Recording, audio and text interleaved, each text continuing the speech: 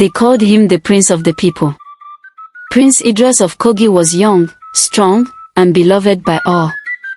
The old men in the village would say, he will be a great king one day, while the women prayed their daughters would marry a man like him. He did not walk with the pride of royalty but with the warmth of a brother, a son, a friend. During festivals, he was the first to dance, his feet moving effortlessly to the rhythm of the talking drums. He laughed easily, gave gifts to children, and listened to the elders with respect. The king, his father, was proud. A leader must be loved before he is feared, he often said. And Idris was loved. But love was not enough. As he grew older, something changed. His once bright smile became rare. He spoke more but listened less. And when he spoke, his words carried a weight that made people uneasy. The cheers that once followed him were now mixed with whispers. Something dark lurked beneath his gaze. The shift became undeniable when the king fell ill. The elders gathered, discussing who would take the throne if the worst happened. Prince Idris did not wait for their decision. He declared himself the next king before his father had even drawn his last breath. The night the king died, the village was silent. No mourning songs, no wailing, no drums, just an unnatural stillness. That same night, 5 men who had spoken against Idris were found dead near the river. Their bodies bore no wounds, no signs of struggle. Only their eyes, wide open, frozen in terror. From that moment, everything changed. The prince who once danced in the streets now ruled from the shadows. The palace doors remained shut.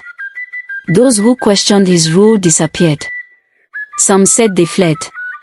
Others whispered of something far worse. One of them was my uncle. He was among the few who dared to speak out. A true king does not force himself upon his people, he had said. 3 nights later, he was gone. His sandals remained by the door, his walking stick leaning against the wall, his wife waking to an empty bed. Fear became our new ruler. We no longer looked the prince in the eyes. We spoke in hushed tones, careful not to say too much. Even the trees seemed to bow lower, as if afraid. But the nights were the worst. Some said the prince had made a deal with something beyond this world. That he had given up his soul for the throne. The proof was in the wind, which whispered strange things at midnight. The proof was in the dogs that howled but never barked. The proof was in the dreams. People started seeing the same thing, a tall, faceless figure standing outside their windows, watching. His head tilted, as if listening to something we could not hear. And just before waking, a voice slow, cold, and heavy would whisper, "Bow before your king." Some went mad from it.